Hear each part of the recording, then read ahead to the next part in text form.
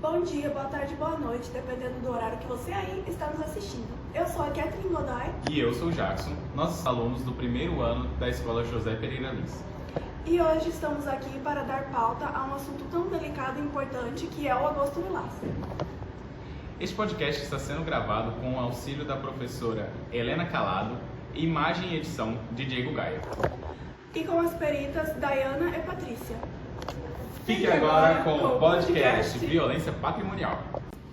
Bom dia, eu me chamo Jackson e hoje a gente vai estar falando sobre a violência patrimonial e o quão importante é discutir sobre esse tema. Bom dia, eu me chamo Cecília Caolani e então vou fazer algumas perguntas para elas e a gente vai... Bom dia. Qual é a consideração de violência patrimonial?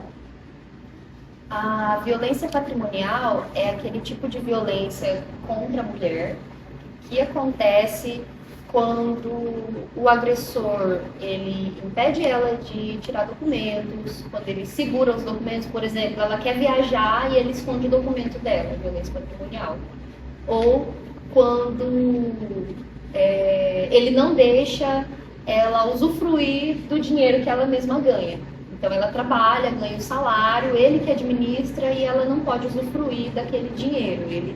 Ele se acha responsável por todos os bens e ele não deixa que a mulher participe da vida financeira. Qual a punição para a violência patrimonial? A punição mais grave. Eu acho que não tem uma punição em penas. O que tem são as medidas protetivas, ele pode ser preso. Então são esses tipos de pena, né? Vai variar, vai depender do entendimento do juiz. Tem a divisão dessas violências patrimonial, moral, sexual. Só que num contexto ele vai ser julgado pela violência, né, contra a mulher. Então é uma divisão só para a gente distinguir o que pode levar ele a ser preso e julgado. Mas não tem uma punição específica pela violência patrimonial. É um contexto todo. Como podemos combater a violência patrimonial? Acho que vai da divulgação, vai mostrar para a mulher como ela pode identificar que ela está sofrendo esse tipo de violência, né? Porque muitas vezes, em muitas relações, né, conjugais principalmente, a mulher sofre o tipo de violência, mas ela não sabe que está sofrendo esse tipo de violência. Então, é aquela coisa, eu não posso gastar o meu dinheiro. Ele me dá tudo, mas eu não posso comprar isso, eu não posso viajar. Então, porque ele não gosta, ele não quer que eu vá. Então, muitas vezes a mulher não sabe identificar esse tipo de violência. Então, o combate está relacionado com a conscientização e a identificação, né? Mostrar à mulher como identificar esse tipo de violência. Quais são os crimes mais violentos contra o patrimonial? Eu acho que é o cerceamento do marido quanto a mulher a usufruir do bem do casal. Estávamos aqui comentando que no início da relação, a maioria das mulheres acha bonitinho que o marido se preocupa em cuidar dos bens patrimoniais do casal, administrar uma conta bancária. Não, amor, deixa que eu pago a conta, não deixa que eu vou lá falar com o gerente.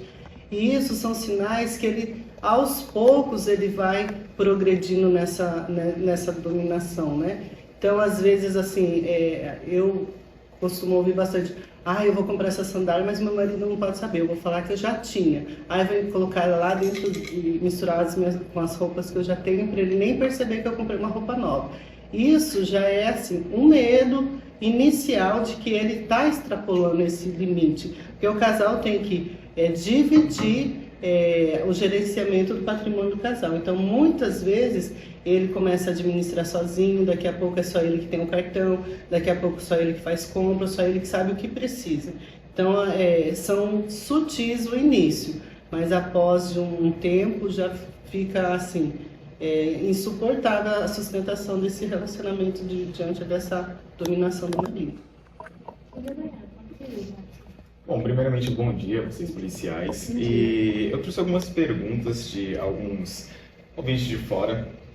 E a primeira delas é: quais são os sinais iniciais de violência patrimonial que muitas mulheres podem não perceber, como o controle do salário, a restrição de acesso a documentos, ou esses sinais podem evoluir para um controle total de bens e a independência financeira? Eu acho que é justamente isso que a Patrícia acabou de falar, né? Ele começa com aquilo que aparenta ser uma gentileza e aí depois ele acaba tomando conta de tudo, né? Sem que a mulher perceba. Então daqui a pouco ela não tem mais controle do que está acontecendo na vida financeira do casal, só ele que tem acesso aos bens, ou ele adquire algum bem sem o consentimento dela, ou que ela talvez nem saiba.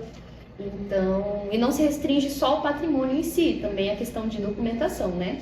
De documentos, impede ela de tirar um documento, impede ela de sair, né? Então, são esses tipos de restrições. Bom, a segunda pergunta aqui é de que maneira a violência patrimonial, como a destruição proposital de bens, a manipulação de contratos, dívidas, impacta na saúde mental e emocional das mulheres, como elevando a perda, como por exemplo, de autoestima ou a sensação de aprisionamento. Eu acredito que isso já entra até na violência psicológica da mulher, porque você trabalha para construir um patrimônio com seu marido. Não falo namorado porque não tem assim um futuro ali a se construir, mas o marido, a gente pensa que vai construir um patrimônio. Você trabalha para ajudar o casal a crescer. Então, quanto mais ele vai restringindo, até instrumentos de trabalho dela, destrói, esconde, destruição de documento, vai minando. Ele, além de destruir, ele vai minando o psicológico, de que ela não é capaz de se manter sozinha, que depende dele.